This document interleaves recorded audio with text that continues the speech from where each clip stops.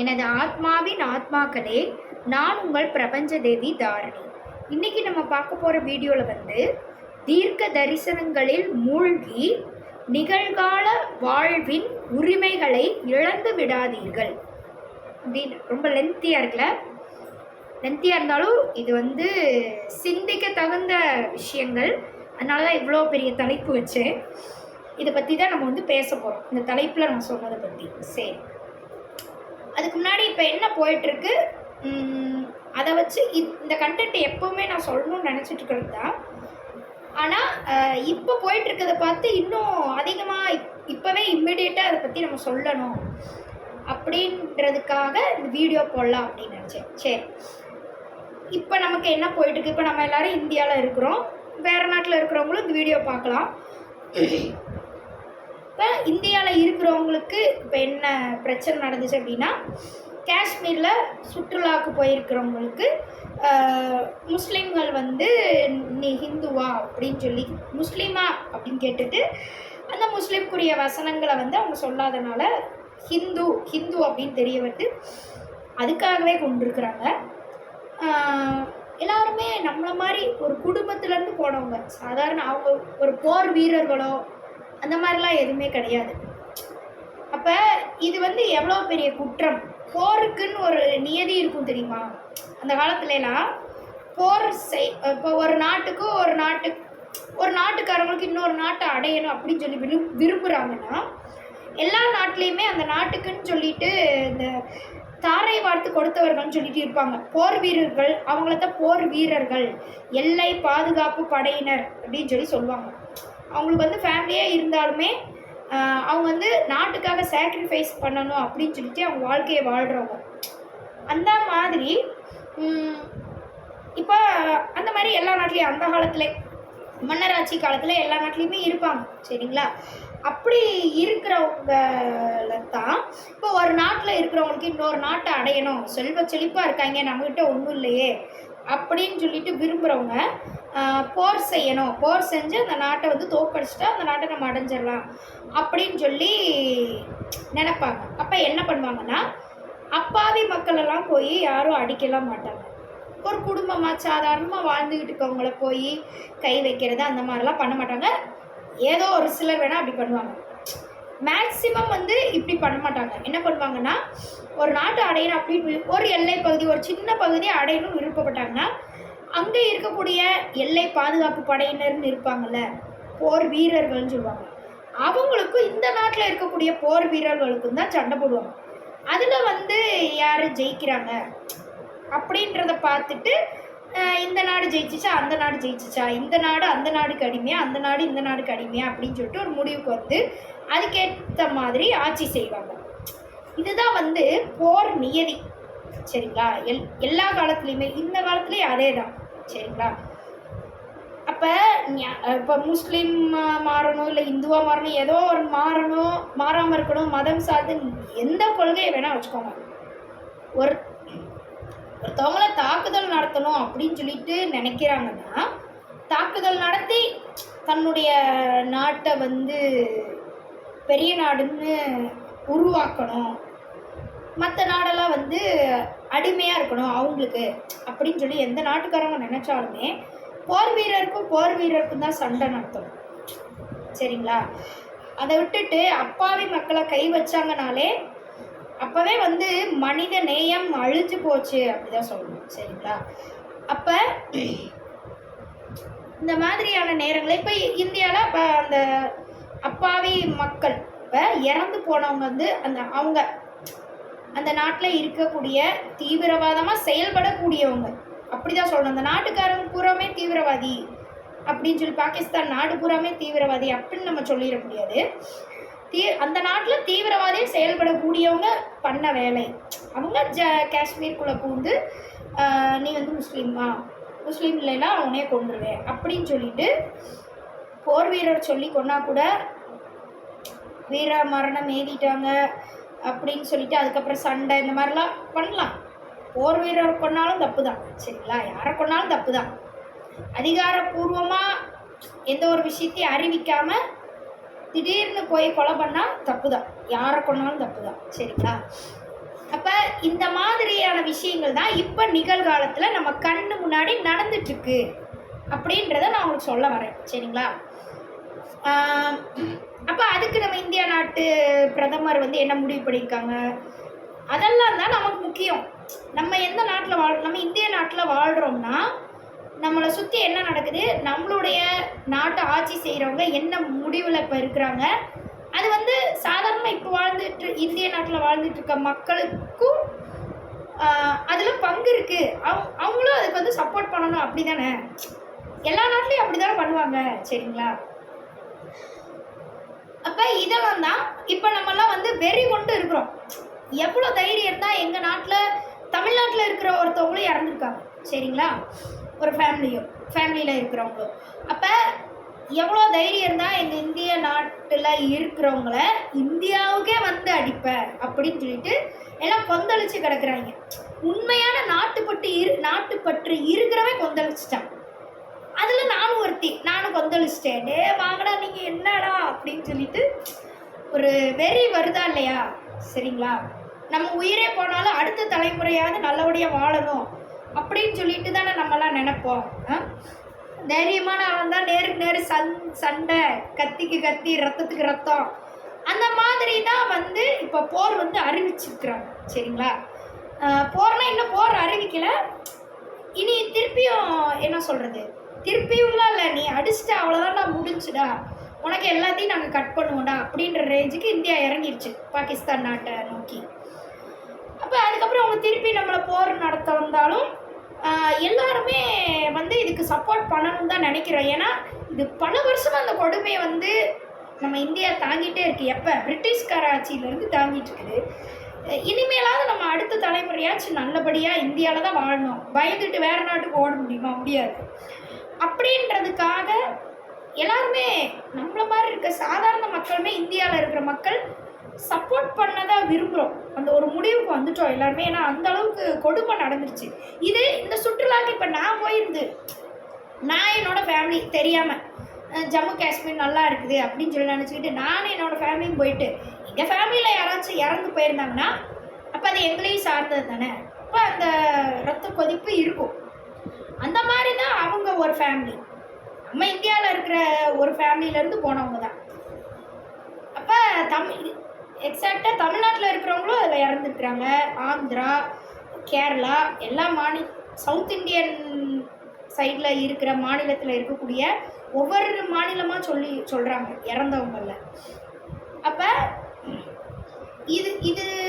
இதுக்கு நம்ம கொதிச்சு எழலைன்னா வேறு எதுக்கு எழ போகிறோம் அப்படின்ற மாதிரி. அதுக்காக இப்போ போய் நம்ம எல்லோரும் போர் பண்ணணும்னு நான் சொல்ல வரல. சரிங்களா? அந்த மாதிரி ஒருவேளை நம்ம வீட்டுக்கே அவங்களாம் உள்ளே வந்துட்டாங்கன்னா கண்டிப்பாக அப்போ நம்ம எல்லாருமே அதை எதிர்த்து நம்ம வந்து சண்டையிட்டு தான் ஆகணும். சரிங்களா? சரி, இது எல்லாருமே தெரிஞ்ச ஒரு விஷயந்தான். இதெல்லாம் தாண்டி அப்போ இவ்வளோ நேரம் நான் சொன்ன கதையல்ல, நிஜம். இப்போ இந்தியாவில் நம்மளை சுற்றி இதுதான் நடந்துட்டுருக்குது. சரிங்களா?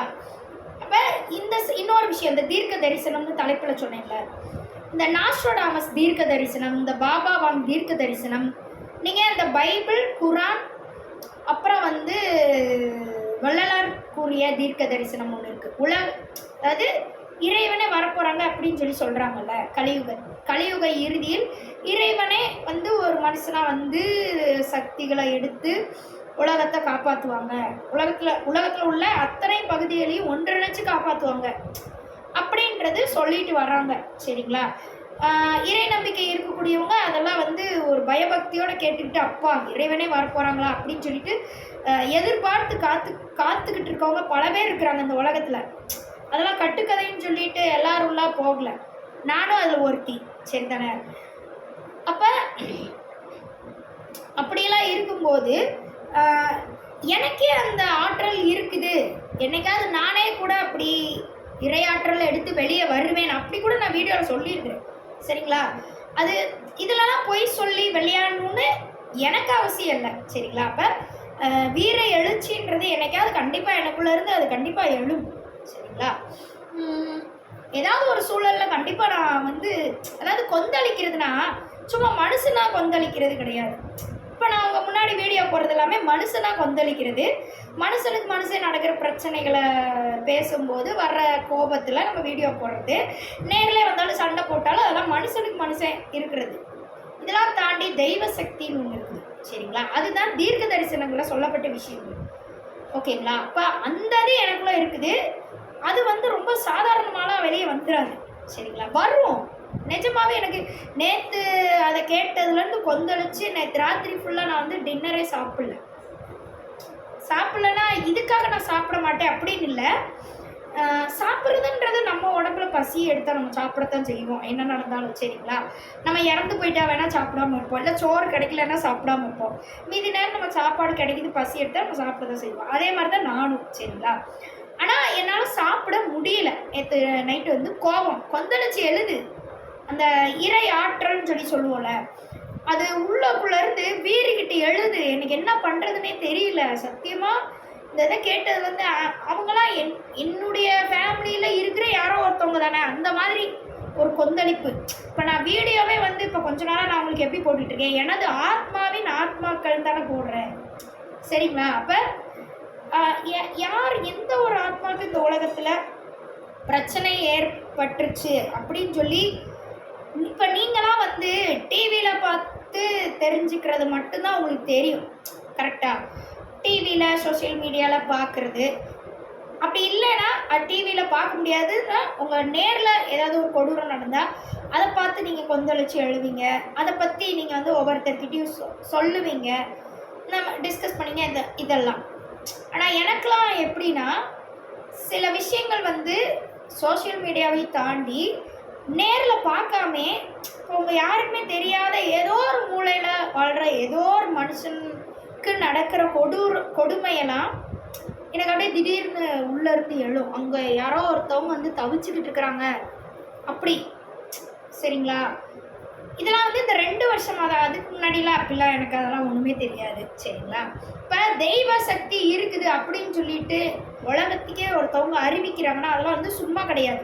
அதில் வந்து பொய் சொன்னாங்கன்னா அது தெய்வ குத்தம்பாங்க. தெய்வ சக்தி இல்லாமல் தெய்வ சக்தி இருக்குது அப்படின்னு பொய் சொல்லி காசு சம்பாதிக்கிறதுக்காக இல்லை பந்தா கிரியேட் பண்ணி ஃபேமஸ் ஆகணும் அப்படின்றதுக்காகலாம் அதை பொய் சொன்னாங்கன்னா அது வந்து அவங்களுக்கு தெய்வ குத்தம் ஆகிடும். தெய்வ குத்தம்னா அவங்க பரம்பரைக்கே தெய்வ குத்தம், அவங்களுக்கு மட்டும் அதை சாராது. அவங்க சொன்ன அந்த பொய் பரம்பரையவே அது வந்து அழிச்சும் சரிங்களா. அப்போ இது எல்லாமே எனக்கு தெரியும் சின்ன வயசுலேருந்தே. எப்பயுமே சாமிக்கு வந்து நான் வந்து பயபக்தியோடு இருப்பேன். எப்பயுமே பொய் சொல்லக்கூடாதுன்னு நினச்சிக்கிட்டே வாழ்வேன் சின்ன வயசுலேருந்து. நான் சொன்ன பொய்யெல்லாம் ரொம்பவே கம்மி தான், சும்மா சின்னது சொல்லுவோம் தானே வாழ்க்கையில், ரொம்ப கம்மி. மற்ற எல்லாரையும் விட ரொம்ப கம்மியாகவே தான் நான் சொல்லியிருக்கிற பொய்யெல்லாம் இருக்கும். ஏதோ அந்த சூழலில் என்னை காப்பாற்றிக்கிறதுக்காக அந்த மாதிரி சின்ன பொய் தான். மேக்ஸிமம் வந்து உண்மையை சொல்லிவிட்டு அடி வாங்கிட்டு போனாலும் பரவாயில்ல அப்படின்னு சொல்லிட்டு எல்லா இடத்துலையும் உண்மையை சொல்லிட்டே போயிடுவேன். எனக்கு அது சின்ன வயசுலேருந்தே நான் வந்து இந்த காந்தியுடைய கொள்கை அதெல்லாம் படித்து வளர்ந்தனால, அப்புறம் இந்த ஹரிச்சந்திரன் அந்த கதை, முக்கியமாக சாமி கதைகள், பொய் சொன்னால் சாமி கண்ணை குத்துன்னு சொல்லி வச்சுருப்பாங்க சின்ன பிள்ளையில, அதெல்லாம் நான் நம்புவேன். உண்மையிலே கண்ணை குத்திடுவோம் அப்படின்னு சொல்லிட்டு பயப்படுவேன் என்னோடய லைஃப்பில். அதனால மனசாட்சிக்கு ரொம்ப பயப்படுற ஒரு ஆள் சரிங்களா. அதிகமாக ரொம்ப கம்மி தான் பொய் சொல்லி ஒரு இடத்துல வந்து எஸ்கேப் ஆனதுன்றது ரொம்ப கம்மி. மேக்ஸிமம் வந்து உண்மையை தான் பேசுவேன். எல்லா இடத்துலையுமே நான் உண்மையை தான் பேசுவேன். உண்மையை பேசி திட்டு வாங்கினாலும் பரவாயில்ல, அவங்க நான் உண்மையை பேசுகிறதுனால என்னை சில உறவுகள் விட்டுட்டு போயிடுவாங்க அப்படின்னு தெரிஞ்சாலும் பரவாயில்லன்னு உண்மையை பேசிட்டு நான் பட்டு போனால் போங்கடான்னு போயிடுவேன், அவ்வளோதான். இப்போ அப்படியே வாழ்ந்து பழகின எனக்கு திடீர்னு தெய்வ சக்தி இருக்குது அப்படின்னு சொல்லி நான் உணரும்போது அது யாருக்காக இருக்குது? என்னை காப்பாற்றிக்கிறதுக்கு தெய்வ சக்தி வந்துருந்துச்சுன்னா நிச்சயமாக அது உலகம் பூரா சொல்லணும்னு எனக்கு அவசியமே கிடையாது. அது வந்து எனக்கு எப்படி அந்த தெய்வ சக்தி என்கிட்ட வந்து சொல்லுச்சுன்னா, ஏதோ ஒரு கட்டத்தில் இந்த உலகத்தில் ஒரு பெரிய பிரச்சனை, அதாவது இப்போ நான் வாழ்கிற நாட்டில் அப்படி தான் எனக்கு சொல்லுச்சு. நான் வாழ்கிற நாட்டில் திடீர்னு ஏதோ ஒரு பெரிய பிரச்சனை வரும்போது நீ வந்து கொந்தளிச்சு எழுந்துடணும். அதுக்கப்புறம் நீயா இருக்க மாட்ட, எல்லாரும் எதிர்பார்த்த அந்த சாமியாகவே நீ இருப்ப, உனக்கே தெரியாது அதுக்கப்புறம் நீ என்ன பண்ண போகிறன்னு சொல்லிட்டு உனக்கே தெரியாது. அந்த காலத்துக்காக நீ காத்திருக்கணும், அதுக்காக உன்னுடைய திறமைகளை வளர்த்துக்கணும். ஆன்மீகம்ன்றது என்னன்னா சாமி பொய் சொன்னால் சாமி கண்ணை குத்தம், நம்ம வாழ்க்கையை எப்பயும் கரெக்டாக வாழணும், சாமிக்காக வாழணும், அவ்வளோதான் என்னை பொறுத்த வரைக்கும் ஆன்மீகம் சின்ன வயசுலேருந்து தெரிஞ்சது. அது தாண்டி இந்த தியானம் தவம் இந்த இதெல்லாம் வந்து எனக்கு தெரியாது, அதிகமாக தெரியும். எங்கள் வீட்டில் இருக்கவங்க ஃபாலோ பண்ணுவாங்க, ஆனால் எனக்கு தெரியாது அந்த அளவுக்குலாம். அப்போ இதெல்லாம் வந்து கற்றுக்கணும், கற்றுக்கிட்டு ஆத்மாவை வந்து தூய்மைப்படுத்தணும். தூய்மைப்படுத்தினா தான் அந்த தெய்வ சக்தி வந்து நிரந்தரமாக நீடித்திருக்கும் உன்னுடைய உடலில் அப்படின்னு சொல்லிட்டு எனக்கு சில பயிற்சி முறைகளை சாமியே வந்து எனக்கு சொல்லி கொடுக்குது. அந்த ஒரே ஒரு பயிற்சி முறை, சில விட்டுருங்க, ஒரே ஒரு பயிற்சி முறை தான். ஆனால் அந்த ஒரு பயிற்சி முறையை கற்றுக்கிறதுக்கு நான் பல பயிற்சி முறைகளை மேற்கொள்ள வேண்டியதாக இருந்துச்சு. அந்த மாதிரி அது வந்து ரகசியமான பயிற்சி, அது வந்து இந்த உலகத்திலே கிடையாது அந்த பயிற்சி. அது ஒரு ரகசியமான பயிற்சி, அது வந்து விரையாற்றலை எடுக்கிறதுக்கான பயிற்சி அப்படின்னு சொல்லி சாமியை எனக்குள்ள வந்து அருள்வாக்கு மாதிரி, அது அருள்வாக்குனே சொல்ல முடியாது, சாமியை வந்து பேசுன்னு தான் வச்சுக்கணும்.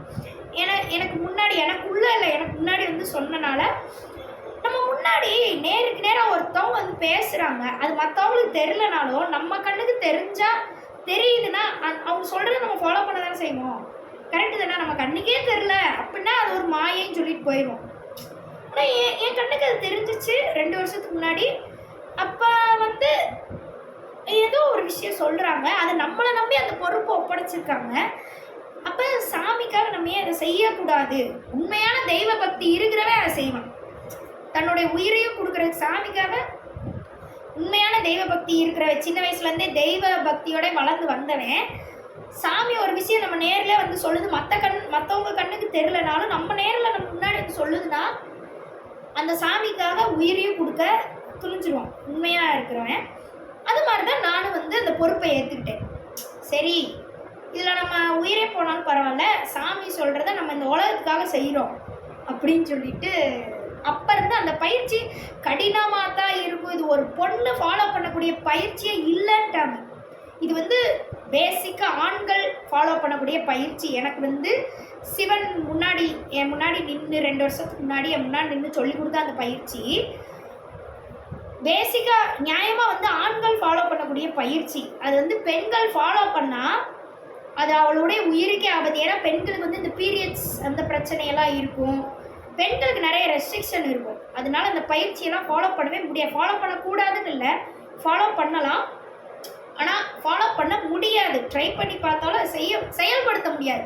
செயலுக்கு கொண்டு வரதுன்னு ஒன்று இருக்குல்ல, பயிற்சி யார் வேணால் பண்ணலாம், அதுக்கான பலன் கிடைக்கணும்ல. உயிர் போயிடாமல் செத்துக்கிட்டு போயிட்டோம்னா அது அந்த மாதிரியான கொடூரமான பயிற்சி தான் அது. சரிங்களா? ரொம்ப பயங்கரமான இல்லை, ஒன்றும் இல்லை, கையில் செய்யக்கூடிய பயிற்சி தான் அது. பெருசாக கஷ்டமானதுலாம் இல்லை, ஆனால் ரொம்ப நேரம் அப்படியே மணிக்கணக்கில் உட்காரணும். ரொம்ப பெரிய கஷ்டம்லாம் இல்லை. அது என்னன்னா பொறுமைன்னு சொல்லுவாங்க தெரியுமா, அந்த மாதிரியான ஒரு பயிற்சி. அது வந்து மணிக்கணக்கில் ரொம்ப நேரமாக உட்காரும்போது ஆண்களை விட அதிகமாக பெண்களுக்கு வந்து பாடியில் வந்து ஹீட்டு வெளிப்பட ஆரம்பிச்சிடும். அந்த ஹீட்டை தாங்க முடியாமல் ஏதாவது ஆகிடும், கண்டிப்பாக ஏதாவது ஆகிடும், உயிர் போகிற ஸ்டேஜ் கூட போகலாம். அந்த ஹீட்டு எக்ஸ்ட்ராடினரி ஆகிடும் உடம்புல. அப்போ இந்த ஒரு பயிற்சி அவங்க வந்து சொல்லி கொடுத்துட்டு போயிட்டாங்க. சிவன் வந்து சிம்பிளாக ஒரு செகண்டில் சொல்லி கொடுத்துட்டு போயிட்டாங்க. இதான் பயிற்சி. அது வந்து கையில் செய்யக்கூடிய பயிற்சி, உட்காந்து செய்யக்கூடிய அது பயிற்சி. ஆனால் அது வந்து 4 மணி நேரம் கூட ஆகலாம் கண்டினியூஸாக, இடத்த விட்டு எந்திரிக்கக்கூடாது. அந்த பயிற்சியை எப்போல்லாம் ஃபாலோ பண்ணணும் அதுக்கு ஒரு டைம் இருக்குது. நான் நினைக்கும் போது அதை செய்ய முடியாது, நான் நினைக்கும் போது அதை செஞ்சாலும் அதனால் எந்த ஒரு பலனும் கிடைக்காது. அப்படி வச்சுக்கலாமா? முதல் ரூல்ஸே எனக்கு என்ன சொன்னாங்க தெரியுமா, இது வந்து என்னுடைய சொந்த பிரச்சனைக்கு யூஸ் பண்ணக்கூடாது. இப்படியெல்லாம் ரூல்ஸை போட்டு அதுக்கெல்லாம் அந்த ரூல்ஸுக்கெல்லாம் சரின்னு சொல்லி எல்லா மனுஷனும் ஃபாலோ பண்ண முடியாது. நியாயமாக பார்த்தா இந்த மாதிரியான ஒரு விஷயம் கிடைச்சா சொந்த பிரச்சனைக்கு தான் எல்லா பேரும் ஃபாலோ பண்ணுவாங்க. நான் ஃபாலோ பண்ணவே மாட்டேன். சொந்த பிரச்சனையில் உயிரே போகிற அளவுக்கு குடும்பத்திலேயே என்ன பிரச்சனை நடந்தாலும் அதை காப்பாற்றிக்கிறதுக்கெலாம் இந்த சிவன் சொல்லி கொடுத்த பயிற்சியை நான் வந்து யூஸ் பண்ண மாட்டேன். ஜென்ரலாக உலக பிரச்சனைகளுக்காக மட்டுமே அது வந்து என்னை செய்ய சொன்னாங்க. உலகம் முழுக்க இறையாற்றலை கொண்டு வந்து நிரப்புறது அந்த பயிற்சி தான். என்ன பயிற்சினா யாரையாவது போய் போட்டு தள்ளுறதா, செய்வனை வைக்கிறதா, அப்படி அந்த மாதிரி இல்லை, அதெல்லாம் எதுவுமே கிடையாது. அதான் சொல்கிறேன்ல, அப்படி ஏதாவது ஒரு சொந்த பிரச்சனை வரும்போது இந்த இதெல்லாம் யூஸ் பண்ணி செய்விட வைக்கலாம், என்ன வேணால் பண்ணலாம். ஆனால் நான் அதெல்லாம் பண்ண மாட்டேன். பண்ணாலும் அது வேஸ்ட்டு தான். பண்ணால் ஒருவேளை இதை நான் அந்த ரூல்ஸை மீறுறேன். இப்போ என்னோட சொந்த பிரச்சனைக்கு நான் இதை யூஸ் பண்ணேன்னா அது எனக்கே எதிராக திரும்பும்.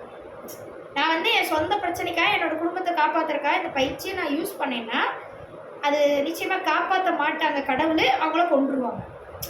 அப்போ நான் யூஸ் பண்ணக்கூடாது, மீறினா கொன்றுருவாங்க, அவ்வளோதான்.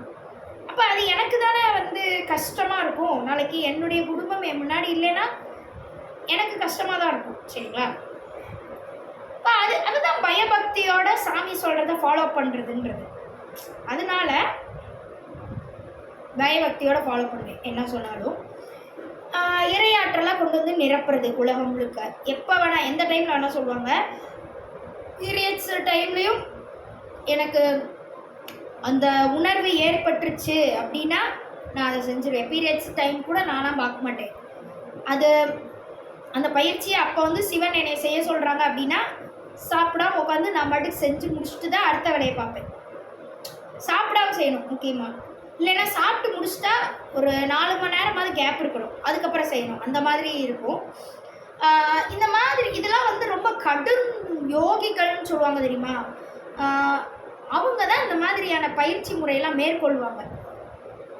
அப்படிப்பட்ட பயிற்சி அது. இதெல்லாம் ஃபாலோ பண்ணி தான் கொஞ்சம் இதெல்லாம் நான் ஃபாலோ பண்ணுறனால தான். இதையெல்லாம் யாருக்காக பண்ணுறேன்?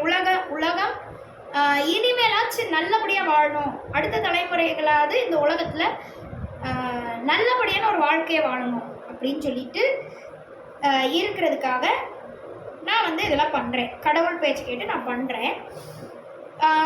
அப்போ தெய்வமே வந்து சொல்லுது, அந்த இறையாற்றல் உனக்குள்ளே தான் இருக்குது, என்றைக்காவது உன்கிட்ட இருந்து எழுச்சி பெறும் அப்படின்னு சொல்லி சொல்கிறத நான் வெளியே சொன்னாத்தானே. அப்போ அவங்கள நம்பி எதிர்பார்த்து எத்தனையோ மக்கள் இருப்பாங்களே, அவங்களுக்கு ஒரு சின்ன ஆறுதல் கிடைக்குமா இல்லையா? என்கிட்ட இருந்து நான் பேசும்போது பழகும்போது சரி அவங்க இங்கே தான் இருக்காங்க, நம்ம கூட தான் இருக்காங்க, நம்ம எதுக்கும் பயப்பட தேவையில்லை அப்படின்னு சொல்லிட்டு அதுக்காக தான் நான் வந்து சொல்கிறது. அப்புறம் சின்ன அப்டேட்ஸ் கொடுக்குறது. ஏதோ சில விஷயங்கள்னால மக்கள் வந்து பயந்து போயிருப்பாங்க, அந்த நேரத்தில் சில அப்டேட்ஸ் கொடுத்து ஆறுதல் கொடுக்கறது. அதனால திருப்பி போய் அவங்க பழையபடி அவங்க வாழ்க்கையை வாழ்வாங்க, பயந்துட்டு இருக்க மாட்டாங்க அப்படின்றதுக்காக. இதுக்கெல்லாம் தான் எனக்குள்ள அந்த தெய்வ சக்தியை நான் உணர்ந்தேன் அப்படின்றத எல்லா பேருக்கும் பொதுவாக நான் வந்து வீடியோ போடுறேன். சரிங்களா? இதில் ஏமாத்துறதுக்கு அப்போ ஏமாத்துனா தெய்வ குத்தம் ஆகும் அப்படின்றதுக்கு தான் இவ்வளோ விஷயங்களை நான் சொன்னேன். இவ்வளோ விஷயங்களை நான் ஃபாலோ பண்ணிகிட்ருக்கிறேன். அப்போ ஏமாந்தேன்னா அந்த கத்தி எனக்கே தான் திரும்பும். ஏமாத்துனேன்னா யாரையாச்சும் இந்த பேரை யூஸ் பண்ணி யாரையாச்சும் நான் ஏமாத்துனேன் அப்படின்னா அது எனக்கே தான் திரும்பும். அதுக்கெல்லாம் நான் எப்பயுமே பயப்படுவேன். சரிங்களா? ஏன்னா அந்த தெய்வ சக்தி என்னை பிடிக்காமல் என்கிட்ட இருந்து நான் ஏதோ தப்பு பண்ணிட்டேன் அப்படின்னு வச்சுக்கோங்க. இந்த தெய்வ சக்தி யூஸ் பண்ணி ஏதோ ஒரு தப்பு பண்ணிட்டேன் அப்படின்னா இந்த தெய்வ சக்தி என்னை விட்டு போயிடுச்சுன்னு வச்சுக்கோங்க. அப்போ நான் ஒரு சாதாரண மனுஷி. சரிங்களா? அப்போ எனக்கு சாதாரண மனுஷனே இந்த உலக சமுதாயத்தை டிபெண்ட் பண்ணி தான் நான் வாழணும். சரிங்களா? அந்த நேரத்தில் எனக்கானது எதுவுமே கிடைக்காம போயிடும். எனக்கு முக்கியமானவங்களாம் என் கூட இல்லாமல் போயிடுவாங்க. அந்த வேதனையெல்லாம் நான் அனுபவிப்பேன் இல்லையா? அதனால எனக்கு நல்லாவே தெரியும் இந்த தெய்வசக்தியை யூஸ் பண்ணி நான் விளையாடக்கூடாது அப்படின்றது. அப்போ தெய்வசக்தி என்னை விட்டு போனாலும் இப்போ நான் இது வரைக்கும் நேர்மையாக இருந்தனால இப்போ தெய்வசக்தி நாளைக்கு என்னை விட்டு போயிடுச்சு, அது கடமை முடிஞ்சுன்னு அது கிளம்பிடுச்சு என் உடம்பு விட்டு. அப்போ நான் சாதாரண மனுஷி. அப்பயுமே நான் இந்த உலகத்தை டிபெண்ட் பண்ணி நேர்மையான முறையில் கண்டிப்பாக நல்லபடியாக வாழ்வேன், நம்பிக்கையோட வாழ்வேன். எனக்கு அந்த நம்பிக்கை ஏன் இருக்குது? தெய்வசக்தி என்னை விட்டுட்டு போனாலும் என்னால் வாழ முடியுன்ற நம்பிக்கை ஏன் இருக்குன்னா, நான் இது வரைக்கும் தெய்வசக்தி என் கூட இருந்தாலும் அது இருக்குதுன்றதுதான் எந்த ஒரு தப்பும் பண்ணலை, நியாயமாக தான் வாழ்ந்தேன். அதனால் அது இல்லைனாலும் நான் வாழ்ந்துப்பேன், இருந்தாலும் வாழ்ந்துக்குவேன் அப்படின்ற மாதிரி ஒரு லைஃப்பை வந்து நான் கொண்டு போயிட்டுருக்கேன். எதை பற்றியும் கவலைப்படாமல் நான் பாட்டுக்கு இன்றைக்கி இந்த நிமிஷம் என்ன நடக்குது அப்படின்னு பார்த்துக்கிட்டே போகிறேன். சரி, இப்போ இவ்வளோ விஷயங்கள் நம்ம பேசணும். அப்போ அடுத்து நம்ம எந்த டாபிக்குள்ளே போகிறோன்னா இந்த தலைப்புக்குள்ளே வருவோம், தீர்க்க தரிசனங்கள். அந்த இதில் வருவோம்.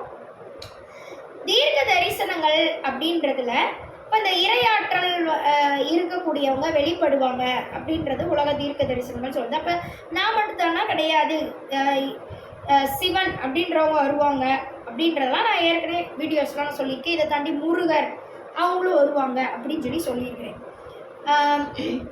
இதெல்லாம் நம்ம வந்து எதிர்பார்த்து காத்துக்கிட்டு இருக்கிறோம்.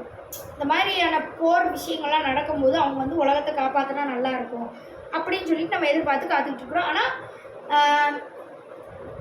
எனக்கு வந்து எப்படின்னா, என்னை மீறி என்னைக்காவது ஒரு நாள் நான் வீட்டை விட்டு வெளியே வந்துடுவேன். சரிங்களா? அது என்னைக்கு நடக்குதோ கண்டிப்பாக நான் வந்து தாரணியாக இருக்க மாட்டேன். நிச்சயமாக நான் என்ன பண்ணுறேன்னு எனக்கு தெரியாது. சாமி தான் எனக்குள்ளே வந்து ஏதோ ஒரு சம்பவம் பண்ண போகுது அப்படின்றது தெளிவாக தெரிஞ்சிருச்சு.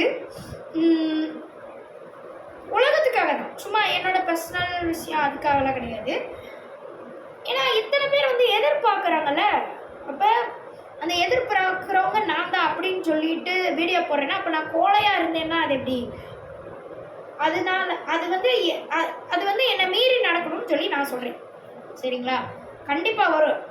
அதான் நேற்று கூட எனக்கு வந்து சாப்பிட முடியாமல் அந்த வெறித்தனத்தில் வெறி பிடிச்சி உட்காந்துருந்தேன். எப்படி அவங்க இப்படி இத்தனை பேரை கொண்டாங்க, ஒரு மதத்தின் அடிப்படையில் இப்படி கொள்ளலாமா, தவறு இல்லையா அப்படின்னு சொல்லிட்டு. எந்த ஒரு கடவுளும் மதத்தை திணிக்க விரும்பவே மாட்டாங்க. என்னுடைய மதத்தில் சொல்லியிருக்கிறது மட்டும் நீ ஃபாலோ பண்ணு அப்படின்னு சொல்லிட்டு எந்த ஒரு கடவுளும் சொல்ல மாட்டாங்க.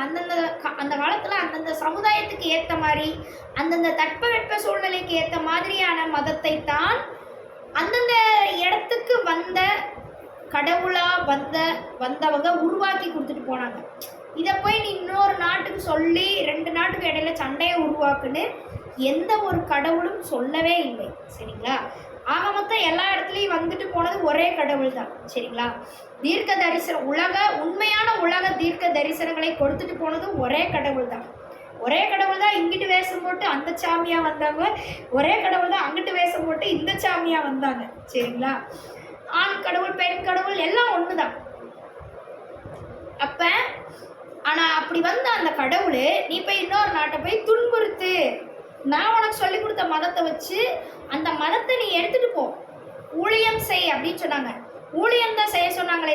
ஊழியம்னா என்னது? நம்ம மதத்தில் இருக்கக்கூடிய நல்ல கருத்துக்களை கொண்டு போய் அந்த நாட்டுக்காரங்க இப்போ அவங்க நாட்டுக்குள்ளேயே அடித்து மல்லு கட்டி உருண்டுக்கிட்டு இருக்காங்க. இன்னமும் காட்டுவாசி மாதிரியே வாழ்ந்துக்கிட்டே இருக்காங்கன்னு வச்சுக்கோங்களேன்.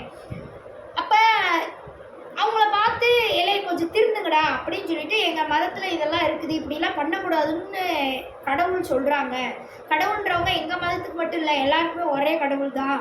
அவங்க வந்து சொல்கிறாங்க இதெல்லாம் ஃபாலோ பண்ணுங்கடா அப்படின்னு போய் அவங்கள திருத்தி நல்ல மனுஷங்களை ஆக்குறதுல எந்த ஒரு தவறும் கிடையாது. அதுக்கு பேர் தான் ஊழியம். சரிங்களா? இந்த மாதிரி இப்போ மதங்களில் சொல்லி செயல்படுத்த சொல்லியிருப்பாங்கள்ல, மனுஷங்களை வச்சு ஒவ்வொரு மதத்துலேயும் சில விஷயங்களை செயல்படுத்த சொல்லியிருப்பாங்க. சரிங்களா? எந்த ஒரு மதத்துலேயுமே ஆன்மீக கிளாஸ்ன்றது எல்லா மதத்துலேயுமே வச்சுருப்பாங்க. எந்த ஒரு மதத்துலேயும் நீங்கள் ஆன்மீக கிளாஸ் போகும்போது சமூக சேவை செய்ய சொல்லுவாங்க. அந்த சமூக சேவையில் அந்தந்த மத புத்தகத்தில் கடவுள் சொன்ன சில விஷயங்கள் இருக்கும், அதெல்லாம் பண்ண சொல்லியிருப்பாங்க. அந்த சொன்ன ஒவ்வொரு வார்த்தைக்கான உண்மையான அர்த்தத்தை நான் இன்றைக்கி உங்களுக்கு சொல்கிறேன். சரிங்களா? இந்த வீடியோவில் நம்ம பார்ப்போம். அப்போ ஊழியம்னா என்னது? பகை மேலே வாழக்கூடிய மனுஷங்களை திருத்தி அன்பை சொல்லி கொடுக்குறது. அன்புன்னு ஒரு உணர்ச்சி இருக்குது, அன்பு மட்டும்தான் கடவுள். பகைமை என்பது கடவுள் கிடையாது. கோபம்ன்றதெல்லாம் சினம் என்பது தற்கொலைக்கு சமமானது அப்படிலாம் சொல்கிறாங்க. கோபம்ன்றதே அது வந்து விலங்கின பதிவு. சரிங்களா? அது வந்து மனுஷனுக்கு இருக்க வேண்டிய அவசியமே கிடையாது. ஓகேங்களா? இருக்கலாம், இன்னொருத்தவங்களை அழிக்கிற அளவுக்கு கோபம் இருக்கக்கூடாது. ஏதோ ஒரு சண்டை பேசிட்டு வாக்குவாதத்தில் போகிறோம் அந்த லெவலோடு இருந்துக்கணும். நமக்கான உரிமை மீறும் போது தான், நமக்கான உரிமை நமக்கு கிடைக்கலனா தான் கோபம் வரும், எந்த ஒரு மனுஷனுக்காக இருந்தாலும். சரிங்களா? அந்த கோபம் வர்றது தப்பு இல்லை. உரிமை கிடைக்காம இருந்துக்கிட்டு அட்ஜஸ்ட் பண்ணிக்கலாம், யாருனாலையும் போக முடியாது. நான் சொல்கிறது உரிமை. பேராசை காரணமாக வர கோபத்தை பற்றி சொல்லலை. அடிப்படை உரிமையே கிடைக்கலன்னா கண்டிப்பாக எல்லா மனுஷனுக்குமே கோபம் வரும். சரிங்களா? அது வந்து ஒரு லெவலோடு இருக்கணும். அதுக்காக வந்து வன்முறைக்கு போகக்கூடாது. சரிங்களா? அப்போ வன்முறையாக இருக்கிறவங்கள இன்னொரு நாட்டில் வந்து கடவுள் சில போதனைகளை சொல்லி கொடுத்துருக்காங்க, மதத்தின் பெயரை வச்சு சில போதனைகளை சொல்லி கொடுத்துருக்காங்கன்னா அதை போய் இன்னொரு நாட்டுக்கு தாராளமாக சொல்லி கொடுக்கலாம். அந்த நாட்டுக்காரவங்க அனுமதி கொடுத்தாங்கன்னா தாராளமாக நம்ம போய் சொல்லி கொடுக்கலாம். அதுதான் ஊழியம். சரிங்களா? சொல்லி கொடுத்து அத்தனை பேரையும் அன்பு மயமாக மாற்றினா நல்லது தானே. அதுக்கு பேர் தான் மனிதத்துவம்னு சொல்லுவாங்க. மனிதனுடைய இயற்கையான குணமே அன்பு தான். அது எங்கே யார்கிட்ட இருந்து வந்துச்சு? இறைவன்கிட்ட இருந்து வந்துச்சு. இறைவனுடைய முதல் உணர்ச்சியே அன்பு தான் அப்படின்னு சொல்லி நான் உங்களுக்கு ஆல்ரெடி வீடியோவில் சொல்லி கொடுத்துருக்கேன். சரிங்களா? அன்பே சிவம்னு எதுக்கு வச்சாங்கன்னா, முதல்ல இறைவனுக்கும் இறைவிக்கும் இறைவன் ஒருத்தராக இருக்கிறாங்க. அர்த்தநாரியா இருக்கிற இறைவன் இரண்டாக பிரியும் போது ஆண் தன்மை பெண் தன்மையாக வர்றாங்க. சரிங்களா? சிவன் சக்தியாக வர்றாங்க. வந்தோடனே அவங்களுக்குள்ள எழுகின்ற பிரபஞ்சம்லாம் உருவாகிறதுக்கு முன்னாடி ஆதியில் நடந்த விஷயங்கள் அப்படின்னு சொல்லிட்டு வச்சுக்கலாமா? அப்போ அந்த ரெண்டு ஆண் கடவுளும் பெண் கடவுளும் சிவன் சக்தி. ஆண் கடவுள் பெண் கடவுள்லாம் எதுக்கு? மற்ற மதத்துக்காரங்களாம் சிவன் சக்தின்னு சொல்கிறத பார்த்துட்டு என்னைய வந்து தப்பாக நினச்சிப்பாங்கன்றதுக்கெலாம் நான் என்னத்துக்கு பயப்படணும்? எனக்குலாம் எந்த ஒரு பயமும் கிடையாது. சரிங்களா? எங்களை பொறுத்த வரைக்கும் அது சிவன் சக்தி தான். ஓகேங்களா? நாங்கள் இந்து மதத்துலேருந்து வந்திருக்கோம். நாங்கள் அப்படி தான் சொல்லுவோம். சரிங்களா? அதில் தப்பே இல்லை. ஏன்னா அங்கே நிஜமே அதுதான். சரிங்களா? நீங்கள் மற்றவங்களாம் வந்து ஒரு கடவுள் தான் நாங்கள் சொல்லியிருக்கிறோம், கடவுள்னா வந்து ஒளி வடிவத்தில் தான் இருப்பாங்க, ரூபமெல்லாம் இருக்க மாட்டாங்க அப்படின்னு நீங்கள் யாரோ சொல்கிறதுக்கெலாம் நேரில் கடவுளை பார்த்து நாங்கள் ஏன் பயப்படணும்? நீங்களாம் சொல்கிறீங்க, சொல்லிட்டு நேரில் பார்த்தீங்களா? இல்லை புக்கில் படிச்சுட்டு வந்து கூட சொல்லுவீங்க. நேரில் பார்த்தீங்களான்னு கேட்டால் நிறைய பேர் நேரில் பார்த்துருக்க மாட்டீங்க. நாங்களாம் வந்து இப்போ பக்தியாக மாறிட்டோம், ரொம்ப அதை விட தீவிர பக்தி மயமாக மாறிட்டோம்னா காரணம் என்னென்னா, நான் சாட்சி கடவுளை நேரில் பார்த்தேன். சரிங்களா? நீங்கள் பார்க்கலன்னா அது உங்கள் பிரச்சனை. நான் பார்த்தேன், அதனால நான் கடவுளுக்கு உண்மையாகவே வாழ்ந்துட்டுருக்கிறேன். நேரில் நான் வந்து சிவ ரூபத்தையும் சக்தி ரூபத்தையும் தான் நான் பார்த்தேன். அப்போ சாட்சியாக மக்கள் அப்போ அந்த நான் பார்த்தது வந்து, இப்போ நான் பார்த்த 2 கடவுள் வடிவங்கள் வந்து எங்கே இருக்குது, எந்த ஒரு மதத்தில் இருக்குதுன்னு நான் போய் எடுத்து பார்த்தேன்னா இந்து மதத்தில் தான் இருக்குது. கிறிஸ்துவ மதத்துலேயோ முஸ்லீம் மதத்துலேயோ இன்னும் வேறு என்னென்ன மதம் சொல்கிறாங்களோ அதுலலாம் இல்லை.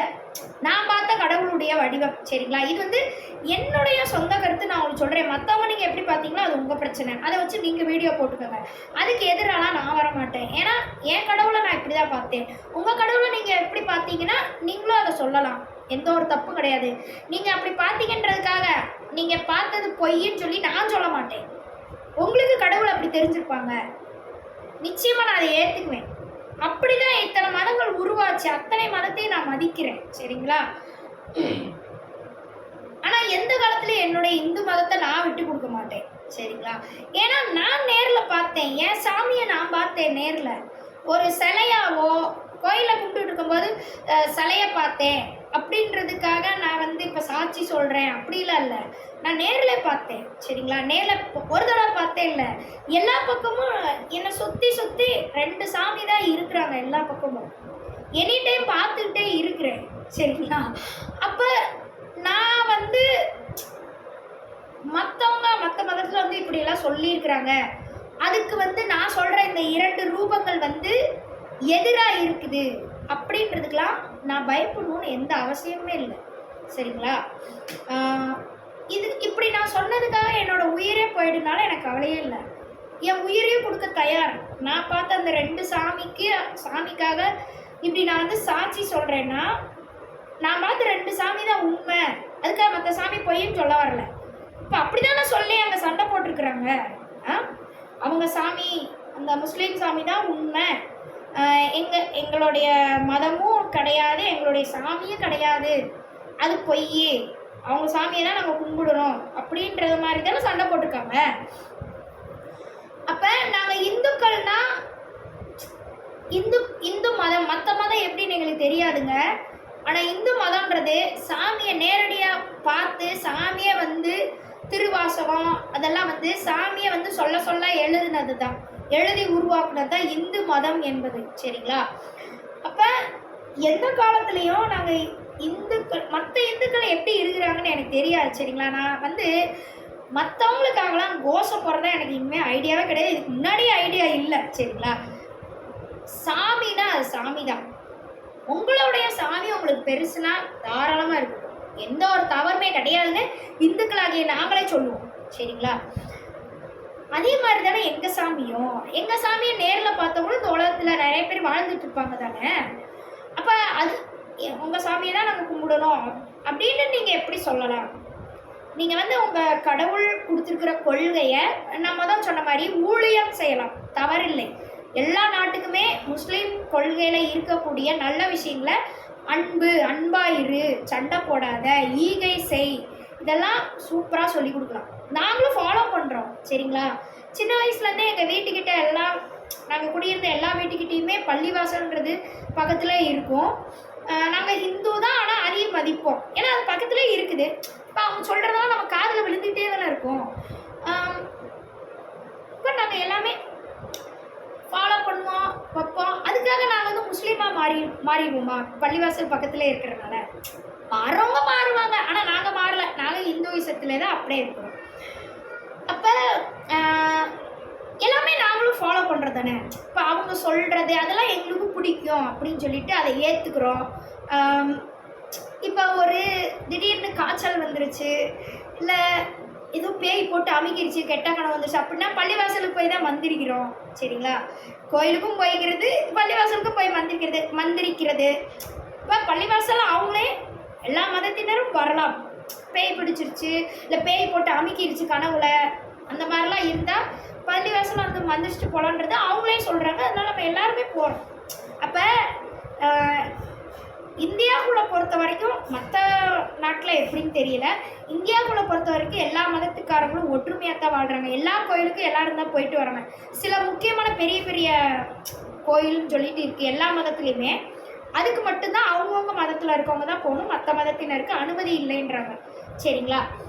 அது தாண்டி மற்ற கோயில் எல்லாத்துலேயுமே, மற்ற மத கிறிஸ்டின் சர்ச்சு, முஸ்லீம் பள்ளிவாசல், அப்புறம் இந்து கோயில்கள் எல்லாத்துலேயுமே ஜென்ரலான கோயில் எல்லாத்துக்குமே எல்லாருமே போவாங்க. சரிங்களா? அப்போ இந்தியாவில் நம்ம வாழ்கிற மக்கள் வந்து எல்லா மதத்தையுமே வந்து அக்செப்ட் பண்ணி தான் வாழ்கிறாங்க. மதத்தில் இருக்கிற கொள்கையை நீங்கள் சொல்லுங்கள், உங்கள் கருத்து சொல்லுங்கள், நாங்கள் கேட்டுக்கிறோம், எங்கள் கருத்து நாங்கள் உங்களுக்கு சொல்கிறோம் அப்படின்னு சொல்லி கருத்து மாற்றி மாற்றி சொல்லி கற்றுக்கிட்டு வாழ்க்கையை ஆன்மீகத்து மூலிமா கற்றுக்கிட்டு வாழ்கிறாங்க எல்லாரும். சரிங்களா?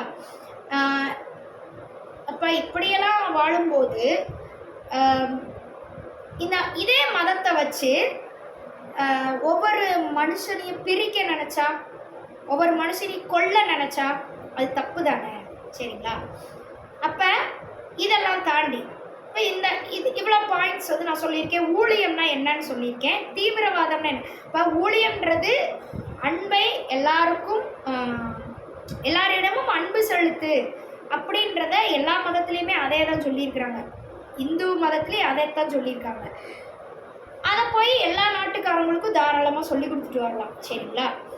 திருத்துறதுக்காக சொல்லி கொடுத்துட்டு வரலாம். ஆனால் தீவிரவாதம்னா என்ன தெரியுமா? அவன் வந்து ஆல்ரெடி அவன் வந்து அன்பாக அமைதியாக வாழ்ந்துக்கிட்டு இருக்கான். அவனை போய் உன்னோட மதத்தில் இருக்கக்கூடிய செல்வாக்கை காட்டி அடித்து நொறுக்கி உன் அதிகாரத்தை காட்டி அவனை வந்து உன்னோட கண்ட்ரோலுக்கு கொண்டு வா. அதை வச்சு ஒரு புகழ்ச்சி அடைஞ்சு நீ வந்து பெரியாளாகு அப்படின்ற ஒரு பேராசையை வச்சுக்கிட்டு ஆளுமை செலுத்தணும் அப்படின்றதுக்காக கொலை பண்ணுற ரேஞ்சுக்கு போய் அவங்கள அமைதியாக ஆல்ரெடி வாழ்ந்துட்டுருக்க மக்களை அவங்க சொல்கிற விஷயத்த திணிச்சு கொலை பண்ணி அந்த பயமுறுத்தி, இதே மாதிரி மற்றவங்களையும் கொலை பண்ணிடுவேன் அப்படின்னு பயமுறுத்தி அவங்க சொல்கிற கொள்கையை திணிச்சு மனிதர்கள் எந்த மூலையில் எங்கே செஞ்சுட்டு இருந்தாலும் அது பேர் தீவிரவாதம். சரிங்களா? இப்போ ஊழியம்ன்றது வேற, தீவிரவாதம்ன்றது வேற. இப்போ நம்ம கண்ணு முன்னாடி ஜம்மு காஷ்மீரில் நடந்ததுக்கு பேர் ஊழியம் கிடையாது, தீவிரவாதம். சரிங்களா? இப்போ அந்த விஷயத்துக்கு இந்தியாவில் இருக்கிறவங்களே சில பேர் சப்போர்ட் பண்ணுறாங்க. அந்த தீவிரவாதிகள் பண்ணாங்கல்ல, நம்ம மக்களை வந்து மக்களில் ஒரு சில ஃபேமிலி வந்து கொண்டாங்கல்ல, கொன்னது வந்து எந்த ஒரு தப்பு இல்லை, அவங்க நாட்டுக்கு சப்போர்ட் பண்ணுறது. அது மாதிரி நம்ம நாட்டில் இருக்கிறவங்களே ஒரு சிலர் அந்த விஷயத்துக்கு அது சரிதான், அவங்க மதத்தை வந்து பரப்பணும்னு நினைக்கிறாங்க. அவங்க புக்கில் அது போட்டிருக்கு, எது இன்னொருத்தவங்களை கொலை பண்ணி உன்னோட மதத்தை சொல்லி கொடுன்னு போட்டிருக்கா, எந்த புக்லேயுமே போடல. சரிங்களா? அப்போ ஊழியம் செய்யணும்னா எல்லா புக்லேயும் போட்டிருக்கு. சரிங்களா? சின்ன வயசுலேருந்து எல்லா புக்கையும் நாங்களும் படிச்சுருக்கோம். குரானை வந்து பார்த்ததில்லைன்னு வேணால் சொல்லலாம். குரானில் இருக்கக்கூடிய கருத்துக்கள்லாம் சின்ன வயசுலேருந்தே நாங்கள் கேட்டு வளர்ந்துருக்குறோம். அதே மாதிரி அதுக்கு ஈக்குவலாக பைபிளெல்லாம் நான் பார்த்துருக்குறேன். அதெல்லாம் வீட்டிலே வச்சுருப்பேன். எங்கள் காலேஜ் ஸ்கூல்லாம் சின்ன வயசுலேருந்து கிறிஸ்டியன் இன்ஸ்டியூஷனால் எல்லாருமே வந்து பைபிள் கொடுப்பாங்க வீட்டுக்கே. வந்து விருப்பப்படுறவங்க வாங்கிக்கலாம். நான் விருப்பப்பட்டு அதனால் வாங்கி வீட்டில் வச்சுக்கிட்டேன். அப்போ அது பார்த்துருக்கோம். அப்புறம் இந்து மதத்தில் இருக்கக்கூடிய அத்தனை புஸ்தகங்களையும் நாங்கள் படிச்சிருக்கோம். அப்போ நாங்கள் இது வரைக்கும் நான் படித்த வரைக்கும் சொல்கிறேன், இந்த 3 புஸ்தகத்தையும் நாங்கள் படிச்சிருக்கோம். எந்த புக்லேயுமே வந்து கொலை செய்கிறதுக்கு வந்து இன்னொரு மனுஷனை கொலை செஞ்சு நீ வாழணும் அப்படின்றத சப்போர்ட் பண்ணுற மாதிரி எந்த ஒரு மதத்தில் எந்த கடவுளும் சொல்லலை. சரிங்களா? கொலை செய்வது தவறுன்னு வேணால் எல்லா மதத்துலேயுமே சொல்லியிருக்கு. சரிங்களா? உரிமைக்காக கூட கொலை செய்யக்கூடாதுன்னு தான் சொல்லியிருக்கு. அதனால தான் காந்தி வந்து அகிம்சை போராட்டத்தை நடத்துனாங்க. ஏன் அவருக்கு எல்லா பேத்தையும் கொண்டுட்டு போக தெரியாதா? அப்போ இருந்த கொடுமைக்கெல்லாம் எத்தனை பெண்களை வந்து ஆங்கிலேயர்கள் வந்து கொடுமைப்படுத்தியிருப்பாங்க. அந்த காலத்தில் இத்தனை குடும்ப பெண்களை கொடுமைப்படுத்தியிருப்பாங்க. அதெல்லாம் காந்தியடிகள் நினைக்கும் போது இவங்களெல்லாம் சும்மா விடக்கூடாதுடா அப்படின்னு சொல்லிட்டு கத்தி எடுத்து அருவாள் எடுத்து ஒரு வெட்ட தெரியாதா? குரூப்பாக சேர்ந்து எல்லாத்தையும் கூட்டம் சேர்த்து போய் வெட்ட தெரியாதா? தெரியும். எல்லாருக்குமே அந்த அந்த வேற வழி இல்லாத நேரத்தில் அந்த தீவிரவாத எண்ணம் எல்லாருக்குள்ள இருந்து வெளிப்படும். காந்திக்கு வெளிப்பட்டிருக்கும். இப்போ நடக்கிற விஷயத்தெல்லாம் பார்த்து எனக்கும் வெளிப்படுது, எல்லாருக்கும் வெளிப்படும். சரிங்களா? ஆனால் அந்த வெளிப்பட்டதை அடக்கிக்கிட்டு அவர் படித்த கொள்கைகளை இந்துத்துவ கொள்கை அவர் படித்தது, காந்தியடிகள் படித்தது, அதெல்லாம் பார்த்துட்டு இப்படிலாம் நம்ம பண்ணக்கூடாது. அவங்க ஆங்கிலேயர்கள் எப்படி வேணா இருக்கட்டும், நம்ம அகிம்சை வழியில் உண்ணாவிரதம் அந்த மாதிரி பண்ணலாம், அகிம்சையில் தான் நம்ம போராடணும் அப்படின்னு சொல்லிட்டு அந்த காலத்தில் சுதந்திரம் வாங்கி கொடுத்தாரு. சரிங்களா? அப்போ அவர் எதனால அப்படி பண்ணியிருக்கிறாரு? கொலை செய்வது உரிமைக்காக கூட கொலை செய்வது தவறு, இன்னொரு மனுஷனை கொலை செய்வது தவறு, கெட்ட மனுஷனாக இருந்தாலும் கொலை செய்யக்கூடாது அப்படின்னு சொல்லிட்டு அவர் எதனால அப்படி மாறி இருக்கிறாரு? இந்த கொள்கை வந்து இந்துத்துவ கொள்கையில இருக்குது. சரிங்களா? அதனால அவர் வந்து அகிம்சை வழியத்தான் ஃபாலோ பண்ணியிருக்கிறாரு. அப்போ எல்லா மதத்துலேயும் அதே தான் கிறிஸ்துவமும் சொல்லுது, பைபிளும் அதே தான் சொல்லுது, கொலை செய்வது தவறு. சரிங்களா?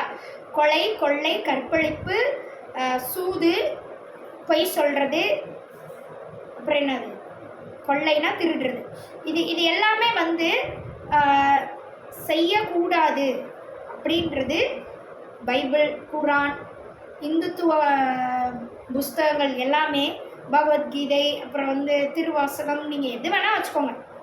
இந்த ஹிந்துயிசத்தை சொல்லக்கூடிய புக்ஸ் எது வேணால் வச்சுக்கோங்க. எல்லாத்துலேயுமே இந்த 5மே வந்து செய்யக்கூடாதுன்னு சொல்லி தான் சொல்லியிருக்கிறாங்க. அப்போ இதுலேருந்து தெரிய வேணாமா, எல்லாத்தையும் ஒரே சாமி தான் வந்து சொல்லிச்சு, நமக்கு வேறு வேஷம் போட்டு வந்து சொல்லியிருக்கு, அந்தந்த நாட்டுக்கு ஏற்ற மாதிரி வேஷம் போட்டு வந்து சொல்லியிருக்குது, அவ்வளோதான் வித்தியாசம். சரிங்களா?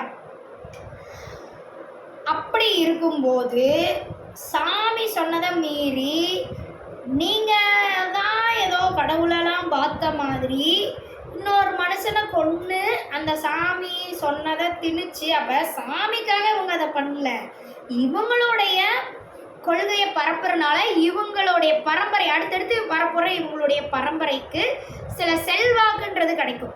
இவங்க தான் உயர்வானவர்களாக இருப்பாங்க. மற்ற சமூகத்தினரை அடக்குமுறை செய்து அடிமைப்படுத்தி வாழ்கிறது மூலியமாக, அவங்க கொள்கைகளை பரப்பி அடிமைப்படுத்தி வாழ்கிறது மூலிமா அடுத்தடுத்து வரப்போகிற இவங்களுடைய பரம்பரை எல்லாமே உயர்வானதாக இருக்கும். அப்போ நம்ம எல்லோரும் தாழ்வானவங்களும் ஆகிடுவோம். அதுக்காக தான் இதை பண்ணுறாங்களே தவிர்த்து சாமி இப்படின்னு சொல்லுமா, எந்த சாமியும் சொல்லாது. சரிங்களா? இதை வந்து நம்ம தெரிஞ்சுக்கணும். இது ஒரு முக்கியமான பாயிண்ட்டு. ஓகேங்களா? அப்போ சாமி வந்து உண்மையான ஊழியம்தான் எல்லாருக்கிட்டையும் செய்ய சொன்னாங்களே தவிர்த்து கொலை செய்து சாமியை பற்றி எல்லாருக்கும் எடுத்து சொல்லுன்னு எந்த சாமியுமே சொல்லலை. இந்த ஒரு சாமி சொல்லலை, முஸ்லீம் சாமியெலாம் அப்படி சொல்லலைங்க அப்படின்றத பற்றி இன்றைக்கி நான் சொல்ல வரல. முஸ்லீம் சாமியும் சொல்லலை, கிறிஸ்டியன் சாமியும் சொல்லலை, இந்து சாமியும் சொல்லலை, இன்னும் எத்தனை மதத்தை எத்தனை சாமி வந்து பரப்பிச்சோ எல்லா சாமியும் ஒன்று தான். ஒரே சாமி இத்தனை சாமியாக வந்தாலும் எந்த சாமியுமே கொலை செய்து தப்பான விஷயங்கள்னு சொல்லி ஒரு 5 விஷயம் சொன்னேன்ல, அதுக்கு பேர் பஞ்சமா பாவங்கள்னு சொல்லுவாங்க. சரிங்களா? இந்துத்துவ கொள்கையில் பஞ்சமா பாவங்கள்பாங்க பகவத்கீதையில். எது? பொய், கொலை, கொள்ளை, கற்பழிப்பு, சூது. இது 5மே செய்யக்கூடாது. சரிங்களா? இதே தான் பைபிளும் சொல்லுது. ஓகேங்களா? இதே தான் குரானும் சொல்லுது. சரிங்களா? முதல்ல ஒரு சாமியை பற்றி இவனுங்கெல்லாம் பரப்ப வர்றானுங்கள, தயவுசெய்து புஸ்தகத்தை எடுத்து தெளிவாக படிச்சுட்டு வந்து பரப்ப சொல்லுங்க, யாராக இருந்தாலும். சரிங்களா? இந்த வீடியோ பாகிஸ்தான்காரங்களே பார்த்தாலுமே எல்லாருமே நான் இதைத்தான் சொல்வேன். பாகிஸ்தான் மட்டும் இல்லை, எந்த முஸ்லீம்காரங்க, எந்த கிறிஸ்டியானிட்டி, இப்போ கிறிஸ்டியானிட்டிலே நிறைய அந்த மாதிரி நடந்துக்கிட்டு இருக்கு, நடக்கலாம்லாம் சொல்ல முடியாது. சரிங்களா? அது அது அடுத்து வரும். அந்த தீவிரவாதம் அடுத்து வெடிக்கும். ஆல்ரெடி வெடிச்சிருச்சு. இந்த ஒருத்தன் வந்து என்னை பாட்டு பாடிட்டு, ஒரு பிரதர்ன்னு சொல்லிட்டு பாட்டு பாடிட்டு பாலியல் குற்றம் செஞ்சதா சொல்லி கோயம்புத்தூரில், அதில் கொஞ்சம் கிறிஸ்டியானிட்டிக்கான தீவிரவாதம்லாம் கொஞ்சம் வெளியே வெடிச்சிருக்குது. அதனால் இந்துக்கள்லையும் தப்பு பண்ணுறவங்க நிறைய பேர் இருக்கிறாங்க. அப்போ எல்லாத்துலேயுமே தப்பு பண்ணுறவங்க இருப்பாங்க, சரியாக வாழ்கிறவங்களும் இருப்பாங்க. சரிங்களா? அப்போ தயவு செய்து இந்த இப்போ மதத்தை பரப்புறதுக்காக கொலை பண்ணணும்னு நினச்ச யாராக இருந்தாலும், இனிமேலும் கொலை பண்ணலான்ற எண்ணத்தில் வரவங்களா இருந்தாலும், தயவுசெய்து புத்தகத்தை எடுத்து படிச்சுட்டு வந்து இதெல்லாம் நீங்கள் பண்ணுங்க. சரிங்களா? எந்த புக்லேயுமே போடல, இது நான் சொல்கிறேன். சரிங்களா? அந்த சாமியே நான் சொல்கிறேன் அப்படின்ற மாதிரி எச்சரிக்கை கொடுத்தாச்சு. சரிங்களா? நான் சொல்லலடா, அப்படி எங்கேயும் வந்து நான் அப்படி சொல்லலடா அப்படின்றத நான் எல்லாருக்கும் எடுத்து சொல்கிறேன், உலக மக்கள் அனைவருக்கும். சரிங்களா? எல்லா சாமியாகவும் வேஷம் போட்டு வந்தது நான் தான்டா.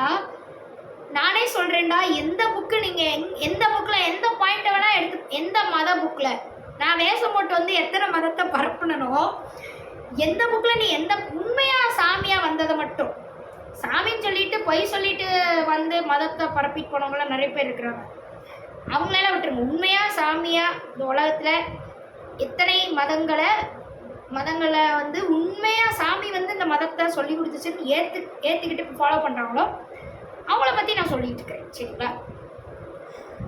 இல்லை நான் வேஷம் போட்டு வந்து எல்லா மதத்துலேயும் வந்து அந்தந்த சமூகத்துக்கு ஏற்ற மாதிரி நான் வேஷம் போட்டு வந்தேன்டா, நீ எல்லா பேரும் ஒன்றா வருவீங்கன்னு நான் தெரிஞ்சாடா வந்தேன் அப்படின்ற மாதிரி, தெரிஞ்சா வந்தேன்னு ஒரு கொஸ்டின் இருந்தால் சாமிக்கு எல்லாமே தெரியும் அடுத்தடுத்து என்னென்ன நடக்க போகுது. அப்போ இதுக்கும் ஒரு அர்த்தம் இருக்கும். எல்லாத்தையும் ஒன்றிணைக்கிறதுனால நிறைய பிரச்சனைகள் ஏற்படுது, இதனால சாமியவே தவறாக சொல்கிற மாதிரிலாம் இருக்குது, சாமி கொள்கையவே எதிர்க்கிற மாதிரியான விஷயங்கள்லாம், மனிதனுக்காக சாமி கொள்கையை எதிர்க்கணும், அப்போ தான் இங்கே மனிதனாக வாழ முடியும் அப்படின்ற மாதிரியான விஷயங்கள்லாம் போயிட்டு இருக்கிறது சாமிக்கு தெரியாமல் இருக்குமா? சாமினா இவங்க எல்லாரும் என்ன நினைக்கிறாங்கன்னா, ஒரு எக்ஸ்பிரிமெண்ட் பண்ணுற மாதிரி, அதாவது தெரியாத எக்ஸ்பிரிமெண்ட். மனுஷங்களாம் பண்ணுறீங்கள ஒரு விஷயத்த, அதை நீங்கள் புதுசாக ஒரு விஷயம் பண்ணணும்னு நீங்கள் நினைக்கிறீங்க, அதை நீங்கள் செஞ்சு பார்த்ததுக்கப்புறம் தான் அதனுடைய ரிசல்ட் என்னன்னு உங்களுக்கு தெரியும். ஓரளவுக்கு உங்கள் மைண்டில் இருந்தாலும் ரிசல்ட் வரும்போது அதுவே நடக்கணும்னு அவசியம் இல்லை, அதுக்கப்புறம் அது வேறையாக கூட இருக்கலாம். அது எல்லாத்துக்கும் நீங்கள் வந்து ரிஸ்க் எடுத்து தான் செய்வீங்க அந்த எக்ஸ்பிரிமெண்ட்டை. ஆனால் வந்ததுக்கப்புறம் வேறு ஒரு நீங்கள் எதிர்பார்க்காம வேறு ஒன்று நடந்துச்சுன்னா அப்போ நீங்கள் அந்த ரிசல்ட்டை எழுதி வைப்பீங்க. இல்லை நம்ம இது நினச்சா நான் ரிசல்ட் வந்து இதுதான் இந்த எக்ஸ்பிரிமெண்ட்டுக்கு அப்படிலாம் நீங்கள் வந்து எழுதி வச்சு நிறைய விஷயங்களை வந்து எக்ஸ்பிரிமெண்ட் பண்ணுவீங்க. சரிங்களா? தெரியாமல் தான் பண்ணுவாங்க மனிதர்கள். எக்ஸ்பிரிமெண்ட்டை வந்து ரிசல்ட் என்ன நடக்கும் அப்படின்றத தெரியாமல் பண்ணுவாங்க, அது மனிதர்களின் நியதி. சரிங்களா? ஆனால் கடவுள் வந்து, கடவுளுக்கு மனுஷனுக்கு வித்தியாசம் இருக்குது. சரிங்களா? கடவுள் வந்து இப்போ ஒரு படைப்புகளை படைக்கிறாங்க. சரிங்களா? அப்போ இந்த படைப்புகளை படைச்சா இதுக்கப்புறம் இது எப்படி மாறும், இதுக்கப்புறம் இந்த இடத்துல என்ன நடக்கும் அப்படின்றத தெரியாமல் படைச்சு விடுறது கிடையாது. கடவுளுக்கு அப்போ அறிவே கிடையாதா? முக்காலமும் உணர்ந்தவங்களத்தான் கடவுள்பாங்க. சரிங்களா? காலத்தையும் கடந்தவங்க கடவுள், முக்காலத்தையும் தாண்டி காலத்தையும் கடந்தவங்க அப்படின்றாங்க. அப்போ இந்த ஒரு படைப்பை படைச்சா அது வந்து இந்த லெவலுக்கெல்லாம் போயிட்டு வரும், அதுக்குடைய லிமிட்டேஷன் இவ்வளோ, அதுக்குடைய காலநிலை இவ்வளோ, அது இந்த தட்பவெட்பத்துக்கு மாறினா இந்த மாதிரி அது மாறிடும், வேறு மாதிரி மாறிடும் இந்த படைப்பிடம் அப்படின்றது. அப்போ போய் அதுக்கு வேறு மாதிரியான விஷயங்களை சொல்லி கொடுத்து அதை மாற்றணும் அப்படின்ற எல்லாமே கடவுளுக்கு தெரியும். தெரிஞ்சுதான் ஒரு படைப்பை வந்து படைப்பாங்க. ஜட பொருளாக இருந்தாலும் சரி, உயிரினமாக இருந்தாலும் சரி, சரிங்களா? எல்லாமே ஒரு சூரியன்லேருந்து எல்லாமே எதை படைச்சாலும் இதுக்கப்புறம் அது இத்தனை சுற்றுனதுக்கப்புறம் இந்த சூரியன்லேருந்து எப்போ பூமி வெடித்து வெளியே வரும், அதுக்கப்புறம் அந்த பூமியிலேருந்து உயிரினங்கள் வரப்போகுது. இது எல்லாமே கடவுளுக்கு தெரியும், சரிங்களா? அது அப்படி தான் வரணுன்றதுக்கு தான் அவங்க படைக்கிறாங்க, ஓகேங்களா? அப்போ மனுஷங்க மாதிரி கடவுள் அறிவில்லாமல் இந்த பிரபஞ்சத்தை படைச்சு விட்டுட்டு ஒவ்வொன்றும் இப்படி நடந்துருச்சு, அதுக்கப்புறம் நம்ம போய் அங்கே சால்வ் பண்ணணும். ஐயோ இப்படி நடந்து போச்சே, நம்ம ஒன்று இப்படி படைச்சோம், தெரியாமல் படைச்சு விட்டோம், அங்கே இப்படி தப்பாக போயிடுச்சு, அப்போ நம்ம போய் உடனே சால்வ் பண்ணணும் அப்படின்னு சொல்லிட்டு கடவுள் எங்கேயும் போக மாட்டாங்க, சரிங்களா? அப்படி நிறைய கொள்கைகள் இப்போ பரப்பிக்கிட்டு இருக்கிறாங்க. சாமியை எல்லாருக்கும் சொன்ன கொள்கைன்னு ஒன்று உண்மையிலே இருக்கும், தெரியுமா?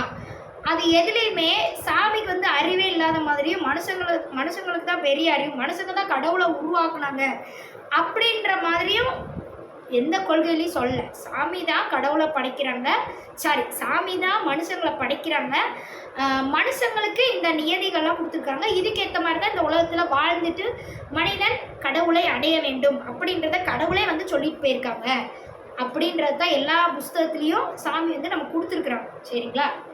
ஆனால் இப்போ இருக்கிறவங்கலாம் எப்படி சொல்கிறாங்கன்னா, மனுஷன் கஷ்டப்படும் போது அவனுடைய தேவைகளை நிறைவேற்றுறதுக்காக சாமியை படைச்சான், சாமி சிலையை படைச்சான், அதுல இருந்து தான் சாமியை உருவாச்சு அப்படின்ற மாதிரிலாம் சில பைத்தியங்கள் சொல்லி சுற்றுது. அதை புக்லேயே போட்டிருக்குலாம் சொல்கிறாங்க, எந்த புக்லேயும் போடல, சரிங்களா? அப்போ அப்படி ஒரு புக்கில் போட்டிருக்கா அது பொய்யான புக்குன்னு அர்த்தம். அப்போ அது சாமி சொன்ன புக்கு இல்லைன்னு அர்த்தம். அப்போ வேறு ஏதோ ஒரு புக்கு, அந்த புக்கெலாம் யாரும் ஃபாலோ பண்ணாதீங்க, சரிங்களா? கடைசி வரைக்கும் கடவுளை அடைய முடியாது, ஜென்மமாக இங்கே பிறந்து சாக வேண்டியது, இந்த கஷ்டப்படுற வாழ்க்கையே வாழ்ந்துகிட்டே இருக்க வேண்டியதான். அந்த புக்கெலாம் பொய்யான புக்கெலாம் நீங்கள் ஃபாலோ பண்ணிங்களா, சரிங்களா? அப்போ சாமி எதையுமே தெரியாமல் படைப்பதில்லை, எல்லாமே தெரிஞ்சுதான் எது எப்படி எப்படி இயங்கணும் அப்படின்றத விதிச்சதுக்கு அப்புறம் தான் படைக்கவே செய்கிறாங்க, அப்படி வச்சுக்கலாமா? ஆமாம், அப்படி சொன்னால் தான் உங்களுக்குலாம் புரியும். அப்போ சாமிக்கு தெரியும், நான் முன்னாடியே சொல்லிட்டேன், முன்னாடி இருக்கிற வீடியோவில், அவனின்றி ஒரு அணு கூட அசையாது. அப்போ சாமிக்கு தெரியாமல் எதுவுமே கிடையாது, சரிங்களா? அப்போ இந்த மாதிரி சாமி இப்படி இன்னொருத்தவங்களை கொல்ல சொல்லி மதத்தை பரப்ப சொல்லி சொல்லுச்சு அப்படின்னா அது பாவச் செயல்களில் ஒன்று, சரிங்களா? இப்போ அவங்களுக்கான தண்டனையை சாமி நிச்சயமாக கொடுப்பாங்க. இந்த உலகத்தில் நீங்கள் பார்க்குறது மட்டும்தான் சாமி கொடுக்குற தண்டனை. இந்த உலகத்தில் அவங்க கண் முன்னாடி அவங்க எஸ்கேப் ஆகிட்டாங்க, தப்பு பண்ணிவிட்டு எஸ்கேப் ஆகிட்டாங்கன்னா இப்போ சாமி பொய் அப்படிலாம் நீங்கள் நினைக்க வேண்டிய அவசியமே இல்லை.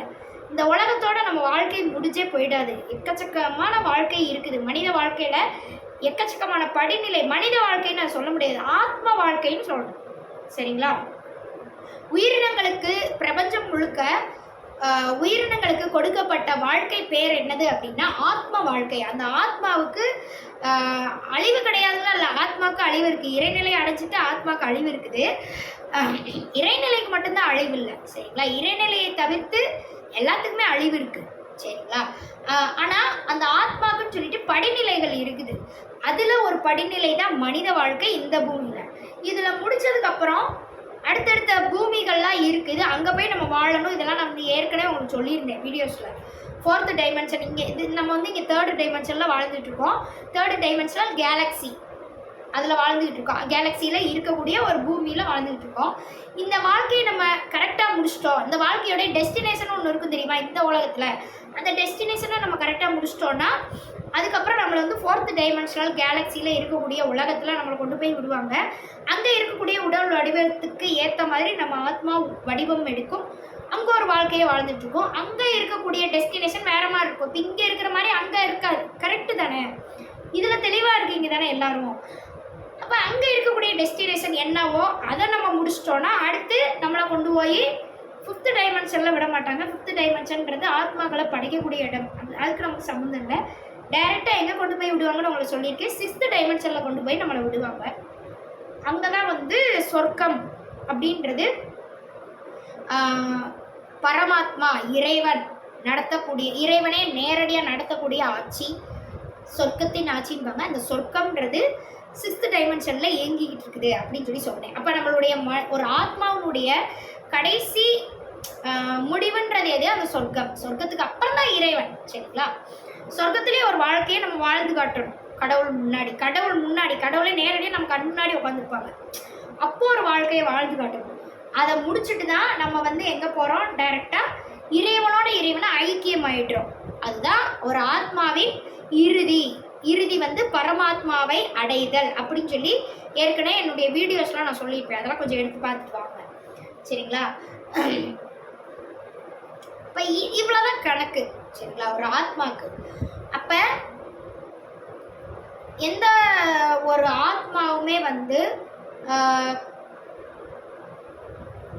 சரி இந்த மாதிரி கணக்கெல்லாம் பிரபஞ்சத்தில் இயங்கிட்டு, அப்போ சாமிக்கு தெரியாமல் எதுவுமே இல்லை.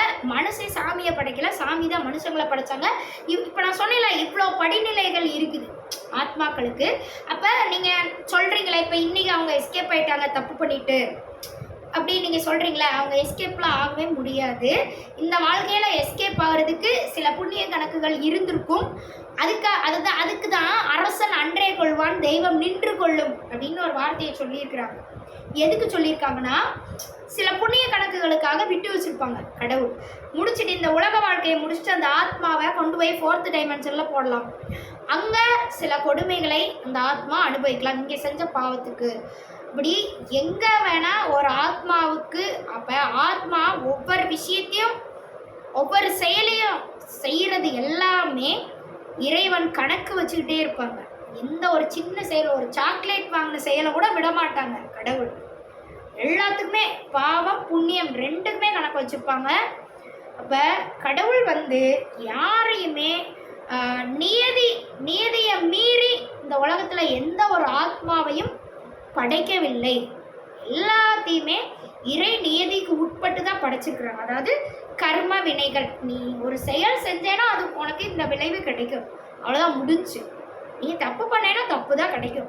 இந்த உலகத்தில் உங்கள் கண் முன்னாடி அவங்களுக்கு தண்டனை கிடைக்காமல் இருக்கலாம்.